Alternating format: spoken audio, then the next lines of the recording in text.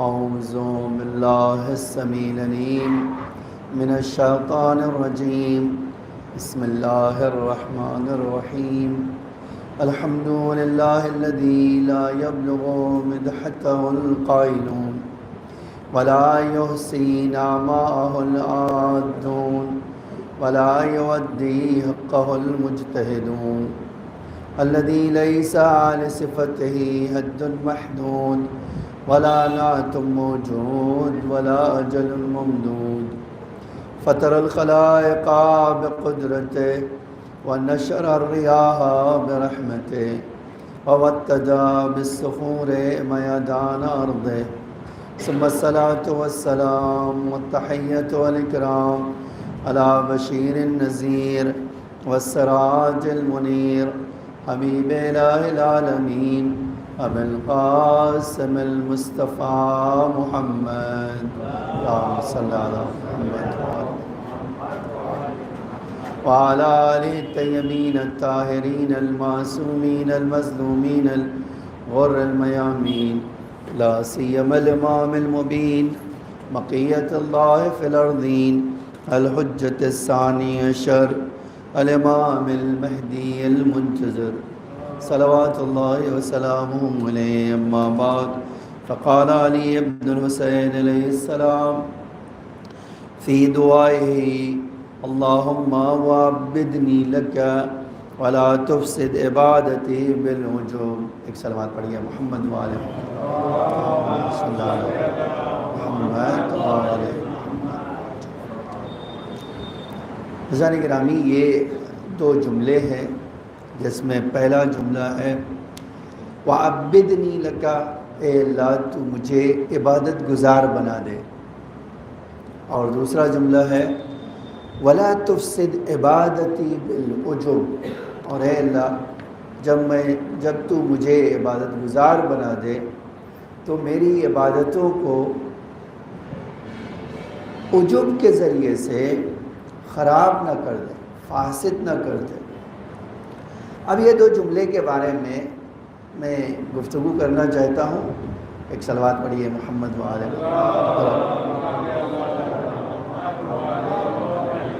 شہباز آ جاؤ ادھر، ایک اور صلوات پڑھیے محمد وعلى.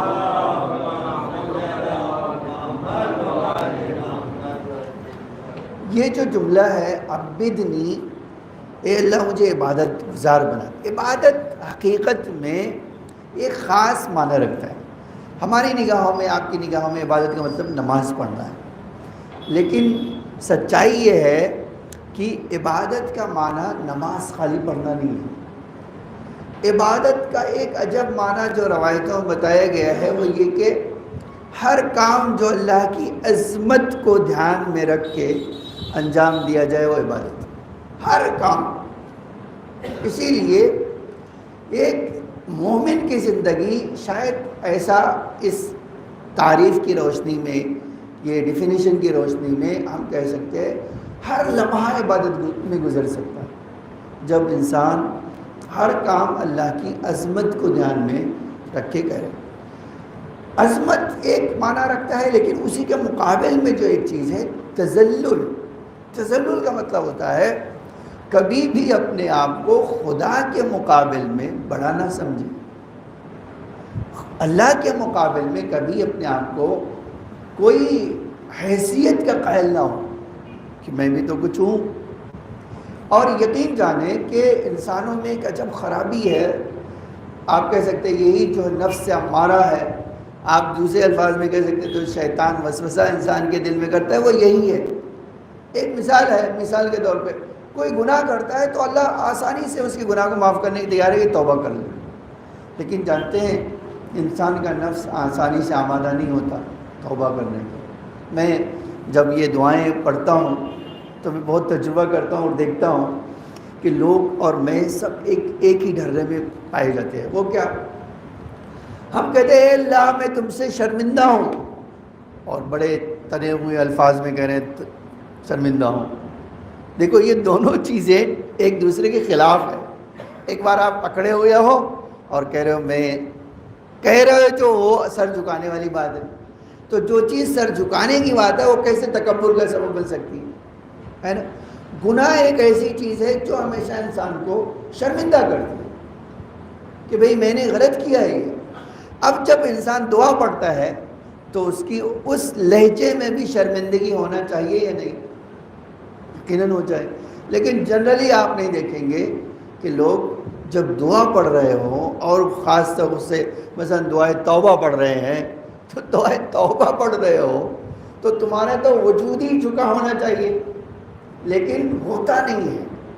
یہ کیا ہے؟ یہ نفس سے امارہ انسان کو یہ کرنے ہی نہیں دیتا، کرتا رہے، یہ کیا بات ہو گئی؟ اسی لیے امام سجاد کا ایک طریقہ بہت عجیب ہے۔ امام کہتے تھے کہ اے اللہ جب مجھے توبہ کرنا ہوتا ہے تو دروازہ بند کر لیتا ہوں۔ اب دیکھو ایک مثال ہے یہ، اگرچہ الفاظ دعا میں پائے جاتے ہیں مناجات، میں دروازہ بند کر لیتا ہوں، اکیلا ہوتا ہوں اور زور زور بولتا ہوں، اے اللہ تیرا یہ مجرم بندہ فلاں کام کر کے آیا ہے، معاف کرے گا؟ اس طرح اب دیکھیے جب زور زور انسان کہے گا نا تو اس کے جو سینس ہے نا، جو سینس ہے جس کے ذریعے سے انسان بہت کچھ حاصل کرتا ہے، جس کے ذریعے سے انسان کہلاتا ہے، یہ سینس کو بھی جھکنا چاہیے۔ یہ میرے کان جو ہے، میرا دل، میری آنکھیں، اس کو بھی شرمسار ہونا چاہیے۔ یہ ہو نہیں سکتا، اسی لیے کہتے تھے توبہ انسان کو اللہ کا محبوب پروردگار بنا دیتا ہے۔ تو کیسے؟ یہ تو بڑا مسئلہ تھا۔ تو امام کہتے ہیں کہ اگر توبہ کرنے والے سچ مچ ہوں تو اس طرح توبہ ہونا چاہیے جس طرح اللہ کہہ رہا ہے توبوا الی اللہ توبۃ نصوحا، ایسی توبہ کرنا کہ پھر دوبارہ کبھی اس کی طرف جانے کی سوچنا نہیں۔ تو عبادت کا مطلب کیا ہے؟ خدا کے سامنے اپنے آپ کو ذلیل سمجھنا، ذلیل بنا کر پیش کرنا۔ سجدہ کا بھی ایک معنی یہی ہے۔ سجدے کا ایک معنی کیا ہے؟ انسان ذلت کے ساتھ کسی کے سامنے سر جھکا دے، اس کو کہتے ہیں کیا؟ سجدہ، اس کو سجدہ کہتے ہیں۔ اب میں آنا چاہتا ہوں، آپ دیکھیے کسی بھی انسان جب عبادت کو انجام دیتا ہے، عمل صالح کو انجام دیتا ہے اور تھوڑا سا غرور ہوا اس کو، بس اس کی عبادت خراب۔ آج ہم بہت بار ایسا ہوتا ہے، ہم نے ایک نماز پڑھی، کہتے ہیں ماشاءاللہ آج کیا نماز پڑھی ہے میں نے، وہ ماشاءاللہ جیسے ہی کہا وہ نماز گئی۔ یہ جو مسئلہ ہے کہ بھائی میں نماز پڑھ رہا ہوں تو میری نماز ہمیشہ ترقی کر سکتی ہے۔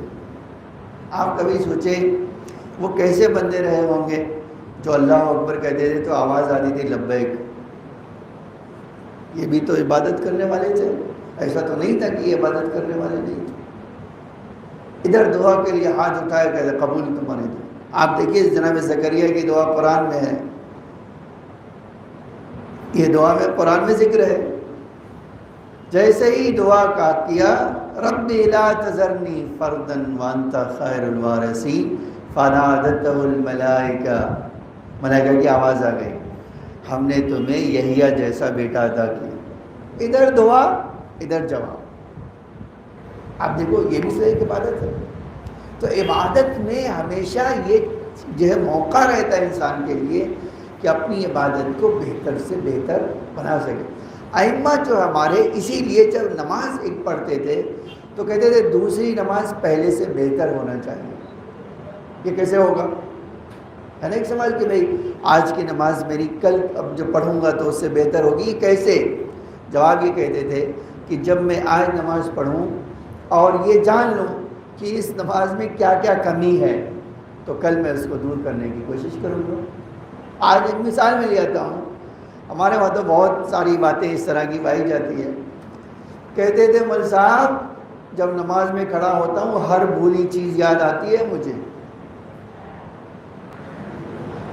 ہمارے ایک عارف تھے، دیکھیے بہت سارے عرفا جو گزرے ان میں سے ایک جو ہے ایک بہت نامور جو گزرے ہے، ابھی جلدی گزرے ہے، وہ تھے تہران کے رجب علی خیاط۔ جب کوئی آدمی جاتا تھا نا ان سے پوچھنے کے لیے میری عبادت قبول ہے یا نہیں، کہ سچ سننا چاہتے ہو کہ جھوٹ؟ ذرا سننا چاہتے ہو سچ؟ بتائیے. کہہ رہے تھے کون سی نماز پڑھی ہے آج تم نے، یہ بتاؤ مجھے. مغرب کی پڑھ کے آیا ہو کہ ظہر کی پڑھ کے آیا ہو یا صبح کی پڑھ کے آیا ہو؟ بتا دیتے. مطلب ایک مثال اسی میں ہے کہ ایک نوجوان لڑکا گیا ان کے پاس دوپہر کی نماز پڑھ کے. جایا، بولا آقا آج دوپہر کی نماز پڑھ کے آیا. اچھا جاننا چاہتے ہو کیسے نماز پڑھی؟ ہاں جاننا چاہتا ہوں. انہوں نے سر جھکایا، کہا ہاں جب مسجد میں جا رہے تھے تو مسجد کا دروازہ بند ہونے والا تھا، تو مسجد کے گیٹ پہ میں تمہیں دیکھ رہا ہوں، مسجد کے گیٹ پہ پہنچے ہو اور خادم جو ہے مسجد کا دروازہ بند کرو. جیسے ہی میں دروازہ کھول، تحریک مچال کی میرے دروازہ نہیں کھولے، مجھے عبادت کرنے آیا ہوں، کھولو دروازہ. کہا دیکھیے یہ جو میرا کام نہیں، یہ مینجمنٹ جو ہے ایک طے کرتا ہے کہ یہ ٹائم پہ کھلنا ہے، ایک ٹائم سے بند. اب یہ بند ہو کرنے کا وقت ہے تو میں بند کروں گا. میں کہا تیری ہمت کیسے ہوئی یہ بولنے کے لیے مجھے؟ چلو. اس نے انہوں نے کہا کہ تم نے اتنا اس آدمی کو ڈانٹا کہ وہ ڈر کے مارے بیٹھ ہی گیا، لیکن میں دیکھ رہا ہوں. اب تم سنو، تم نے جو نماز پڑھی ہے اس کی کیا حال تھا. جب تم نماز پڑھنے کے لیے جا رہے تھے تو میں دیکھ رہا تھا خدا نے ایک نور تمہارے سر پہ سایہ کیا ہوا تھا، جہاں جاتے تھے وہ نور تمہارے سر پہ آیا. نماز پڑھ کے آیا تو نور کا سایہ ختم ہو گیا. تو یہ میں نماز پڑھنے تو اور نور پڑھنا چاہیے کم.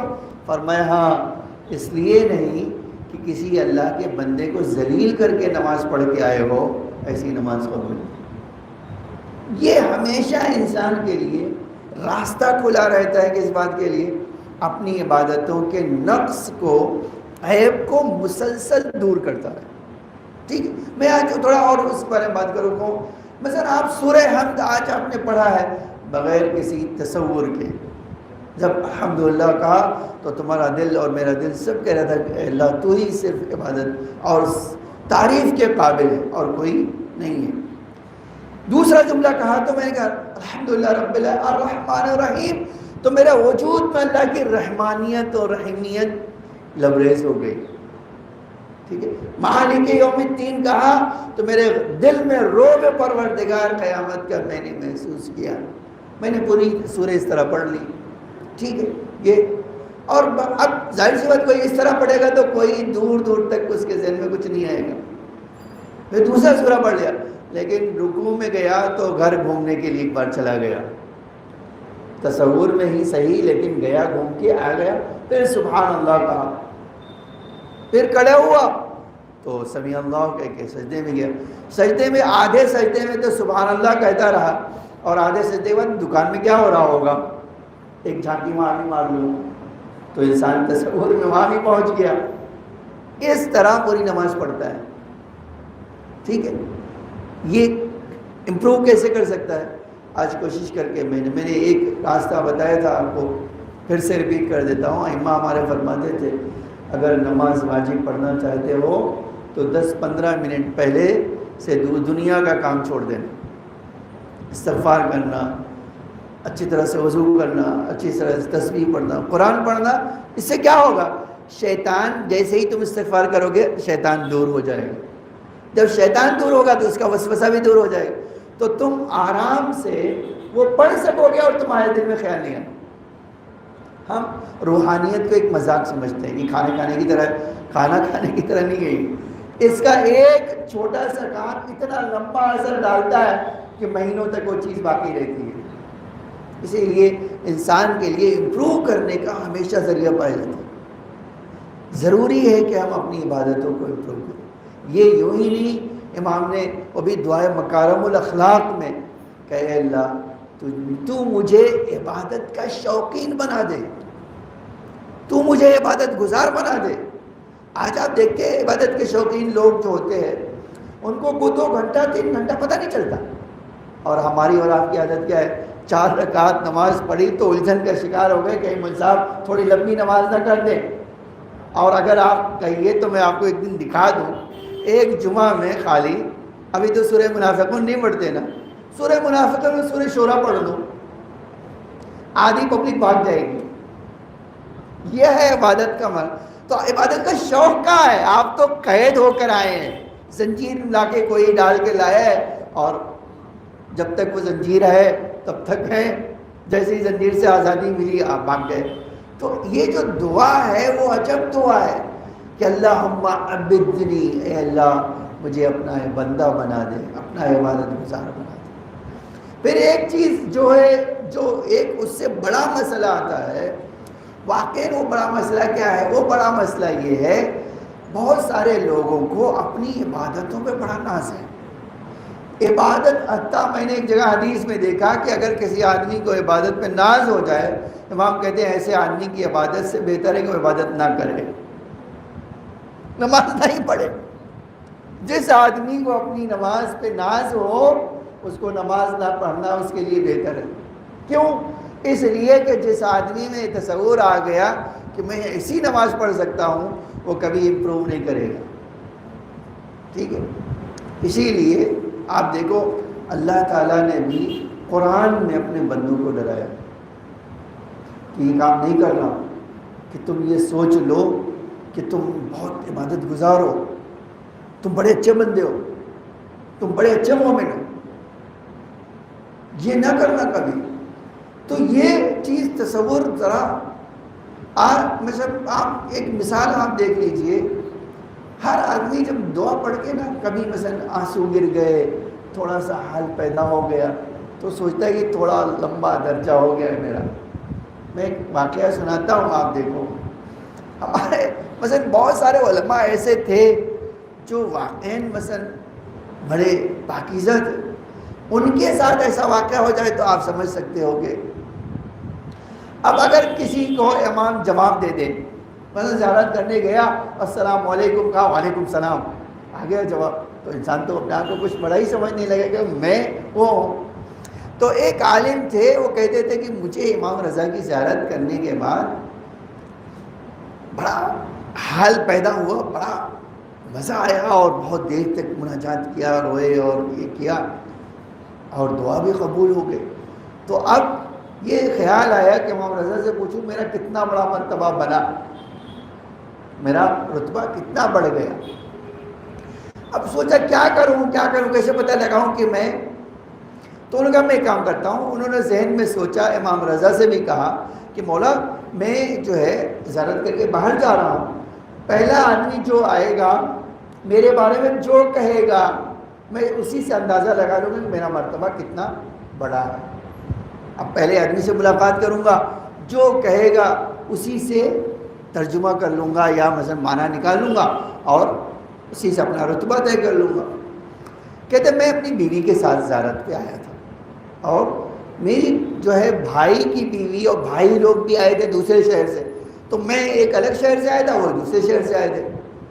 اب جیسے ہی نکلا سبقہ خانے کی طرف امام رضا کے گیا، تو مجھے ایسا لگا پیچھے سے کہ میرے بھائی کی بیوی جا رہی. تو میں نے کیا کیا، اس کو زور سے نام لیا اس کا اور سلام کیا. اچھا اگر کوئی ایک ہی عورت جا رہی اور زور سے کوئی نام لے گا اور سلام کرے تو اس فوراً وہ عورت پلٹی. جب پلٹی تو یہ کب کرے گا، وہ تو کوئی اور عورت تھی، یہ سوچا تھا ہمارے بھائی کی بیوی ہے، وہ تو کچھ اور تھی. تو انہوں نے ایک بار دیکھا اور کہا کہ معاف کریں خانم اور بیوی معاف کریں، میں مجھ سے غلطی ہو گئی.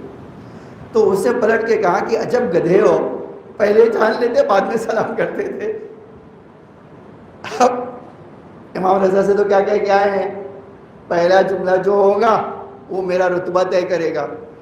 جیسے ہی یہ جملہ سنا امام رضا کی طرف سے، مخاطب کر کے کہا مولا پتہ چل گیا ابھی تک گدھا ہی ہوں میں، آگے نہیں بڑھا ہوں. تو یہ جو چیز ہے، انسان کو ایک دعا، ایک نماز، ایک مناجات سے کبھی کبھی غرور پیدا ہو جاتا ہے. اور یہ غرور انسان کو، یہ جو امام جملہ کہتے ہیں لا تفسد عبادتی بالعجب، اے اللہ میری عبادت میرے اس ناز سے کئی باطل نہیں کرتے. عجب کا مطلب یہ ہوتا ہے، اگرچہ عجب کے بڑے مراحل ہیں، بڑے مرتبے ہیں. میں ایک مثال اور لیتا ہوں جناب. یہ ہمارے پاس روایتوں میں آیا کہ ایک پستہ قد آدمی، چھوٹا سا آدمی تھا، بونا تھا. ایک دن اس سے جناب عیسیٰ سے کہا میں آپ کے ساتھ چلوں تبلیغ پہ. کہا چلو. جناب عیسیٰ کی عادت تھی کہ 1 2 4 لوگوں کو لے کر چھوٹے چھوٹے گاؤں میں جاتے تھے، تبلیغ کرتے تھے. اس نے کہا میں چلوں. کہا چلو آؤ. اب اتفاق دیکھیے، اللہ کو کبھی کبھی ایسی چیز دکھانا ہوتی ہے. تو کچھ دور چلے گئے، ایک گاؤں سے گزرے، دوسرے گاؤں جا رہے تھے، بیچ میں ایک دریا آ گیا. ایک دریا آ گیا. اب کشتی تو نہیں ہے کہ وہ جہاں گئے وہاں کشتی ہے، دریا پار کر لیں. تو جناب عیسیٰ نے کہا دیکھو دریا پہ پانی پہ چلنے کا ایک طریقہ بتاتا ہوں، آؤ ہم دونوں ایسے ہی چل کے چلے جائیں گے. تو اس نے کہا کیا؟ کہا بس تمہارا یہ کام ہے کہ میرے پیچھے پیچھے بسم اللہ کہو اور چلتے بنو. میرے پیچھے پیچھے چلنا. اور ٹھیک ہے. جناب عیسیٰ نے بسم اللہ کہا اور پانی پہ روانہ ہو گئے. اس نے بھی کہا اور چلنے لگا. آدھے دریا نہیں پار کیا تھا کہ اس نے سوچا دیکھو میرے اور عیسیٰ میں کیا فرق رہ گیا، میں بھی بسم اللہ کر کے پانی پہ چل رہا ہوں اور وہ بھی. اب بونے ہی تو تھے ہی، اسی وقت ڈوبنے لگے. اب ہاتھ پیر مار رہے ہیں. جناب عیسیٰ ادھر کھڑے ہیں، کیا ہوا؟ ارے مجھے بچائیے، باتیں پوچھیے کیا ہوا. جناب عیسیٰ پھر سے آئے، ہاتھ پکڑا، باہر نکالا. مجھے کیا ہوا؟ آرام سے تو آ رہے تھے، ہوا کیا بیچ میں؟ کہا یہ خیال آیا کہ میرے اور آپ کے درمیان فرق نہیں کیا ہے. کہا بیٹا میرے سکھائے ہوئے اور میرے اوپر ہی شک کر رہے ہو. تم کو یہ نہیں پتا ایک اولو العزم پیغمبر کیا ہوتا ہے اور ایک تم. توبہ کرو. اس طرح کی آج یہ چیز جو ہے نا، اور بھی بہت ساری مثالیں آج ہمارے پاس ہیں. مولویوں کا دماغ بھی بڑی جلدی خراب ہوتا ہے. آپ ایک مثال میں دیتا ہوں، آپ دیکھو کتنی عجیب بات ہے.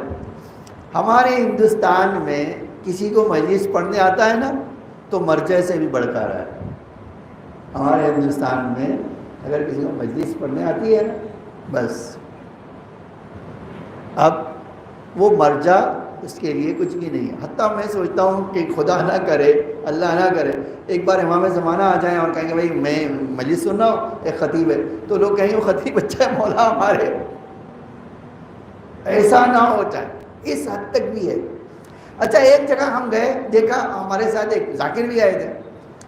اچھا وہ ذاکر صاحب اچھی مجلس پڑھتے تھے نو ڈاؤٹ، لیکن نماز ایک وقت کی نہیں پڑھتے تھے.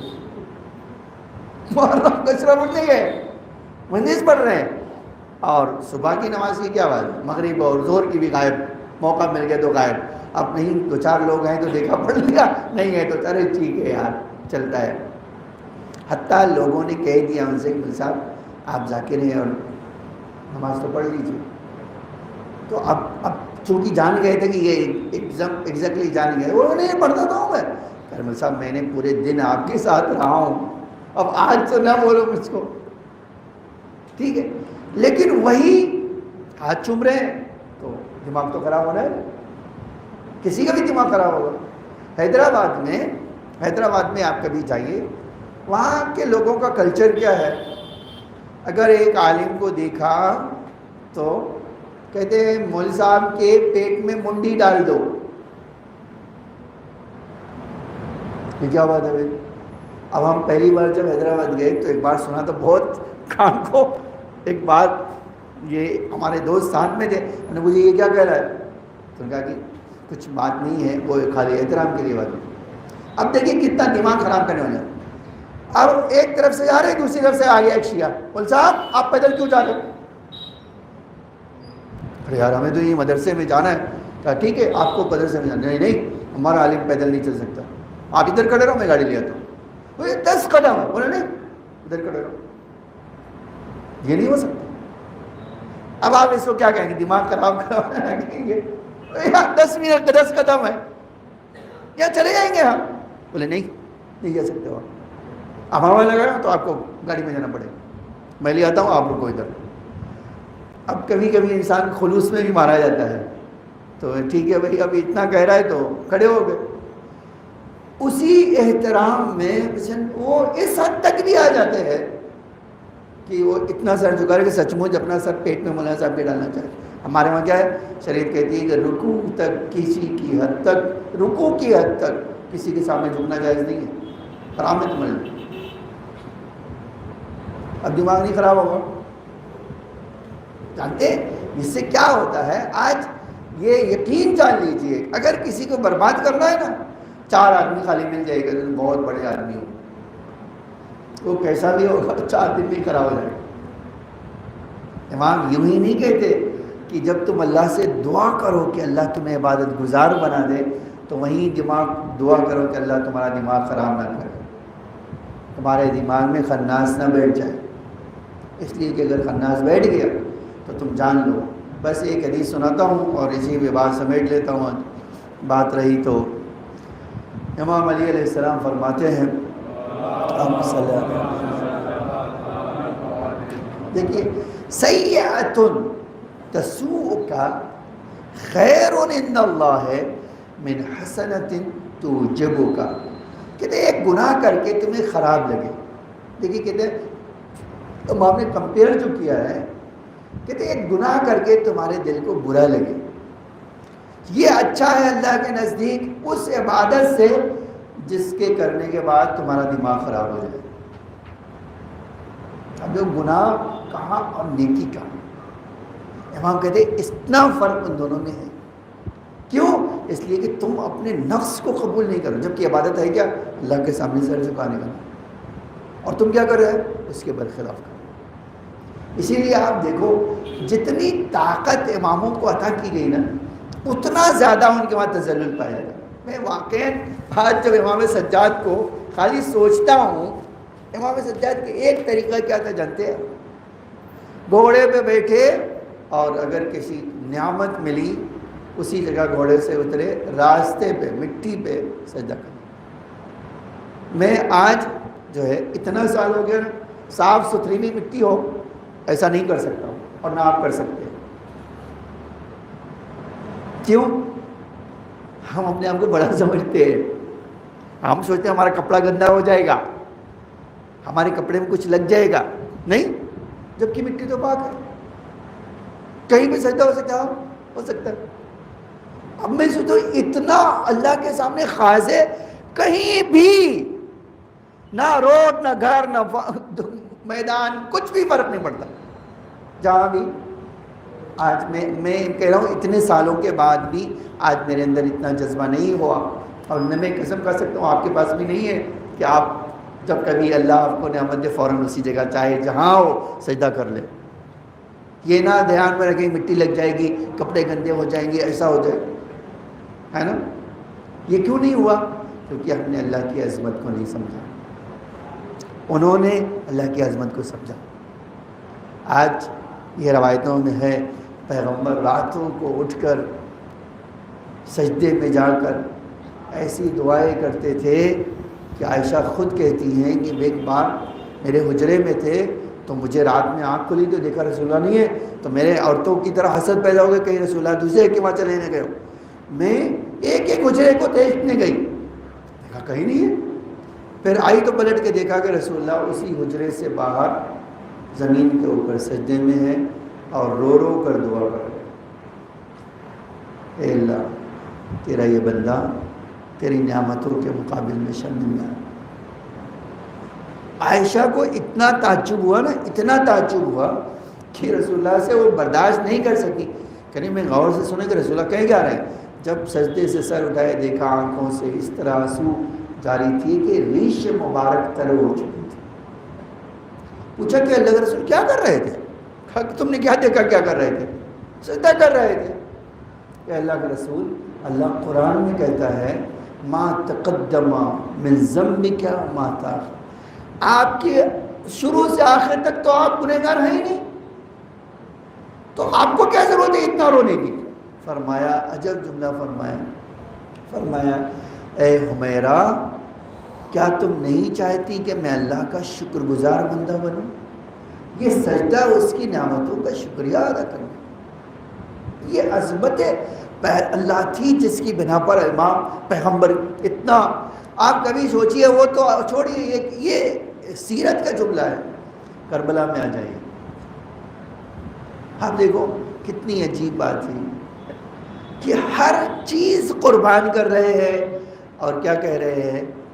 الہی رضن بقضائہ و تسلیما لامرہ.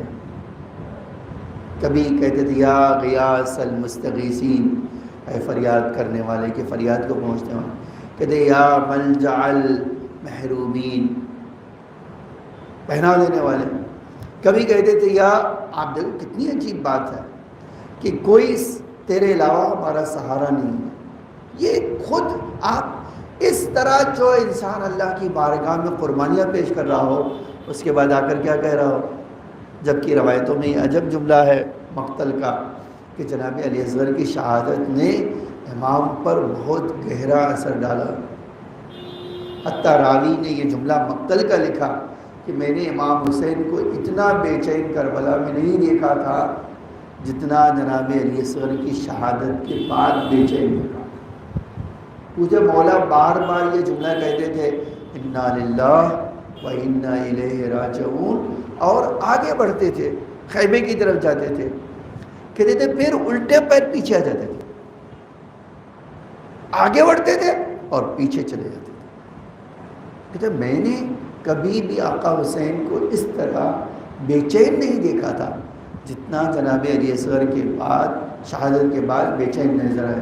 اسی لیے آج ہم جب عاشور کے عمل کرتے ہیں تو 7 بار آگے 7 بار پیچھے جاتے ہی اسی یاد میں. اور پھر پتہ نہیں امام نے کیا سوچا کہ ایک بار در خیمے پر آئے اور آواز دیا رباب اپنے لال کو لے لو، اپنے بچے کو لے جاؤ. اللہ کسی باپ کو یہ منظر نہ دکھائے جو جناب رباب نے دیکھا. روایت کہتی ہے امام لے گئے تھے بچے کو تو یہ کہہ کر لے گئے تھے رباب بچے کو پانی پلانے لے جا رہا ہوں، ابھی پانی پلا کر لاؤں گا تمہارا بچہ زندہ رہ جائے گا، سیر و سیراب ہو جائے گا. یہ اپنے پیروں پر نہیں جا رہا ہے، یہ لڑنے کے لیے نہیں جا رہا ہے. اب جب ماں آئی تو عجب جملہ ہے، مولا کو کتنا کر رہا تھا یہ بات کہ امام نے خالی ابا کا دامن پلٹا، زبان سے کچھ نہیں کہا. جیسے ہی ماں نے وہ منظر دیکھا کہ دیکھا گلا کٹا ہوا ہے، منکا ڈھلا ہوا ہے، ایک بار آواز دیا میرے لال مجھے نہیں پتا تھا کربلا میں تیرے جیسے بچے کو ذبح کر دیا جاتا ہے. ایک جملہ سن لو، میں نے ختم کر رہا ہوں. اور وہاں میں عذاب یہ منظر دیکھا امام نے جلدی سے رباب سے، بی بی رباب سے بچے کو لیا، پشت خیمے پر آئے، تلوار سے قبر کھودی، امام نے بچے کو حوالے کیا. روایت کہتی ہے ایک ماں کو تو سکون آ گیا نا، میرے بچے کو دفن کر دیا، لیکن ہائے 11 محرم آئی، نیزے پہ چھوٹا سا سر بلند دیکھا، تڑپ کے فرمایا میرے لال ارے کربلا میں تجھے 2 بار ذبح کیا گیا، ایک بار باپ کے ہاتھوں میں، ایک بار تیری قبر سے. الا لعنت اللہ علی القوم الظالمین سیعلم الذین ظلموا ایام منقلب ینقلبون. الہی بحق سہرا و بیہا و بالہا و بنیہا و سر المستودع فیہا بعدد ما احاط بہ علمہ. اے اللہ ہمارے مولا ہمارے آقا کے ظہور میں تعجیل فرما، زمین کو آقا کے ظہور کے لیے آمادہ فرما، ہم سب کو آقا کے حقیقی غلاموں میں شمار فرما. اے میرے معبود جو محمد اور آل محمد کے واسطے ہم حاجت مند ہیں، اپنی درگاہ سے ہماری حاجتوں کو قبول فرما. اے اللہ جو مومن پریشان حال ہیں ان کی پریشانیوں کو دور فرما، جو مقروض ہیں ان کے قرضوں کو ادا فرما، جو بے گھر عطا فرما، جو بے اولاد ان کے اولاد نرینہ عطا فرما. اے اللہ جو کسی مصیبت میں گرفتار ہیں ان کی مصیبتوں کو حل فرما. مومنین جہاں میں ان کی جان و مال عزت آبرو کی حفاظت فرما. اے اللہ شیعان حیدر کرار کو کامیابی عطا فرما. اے میرے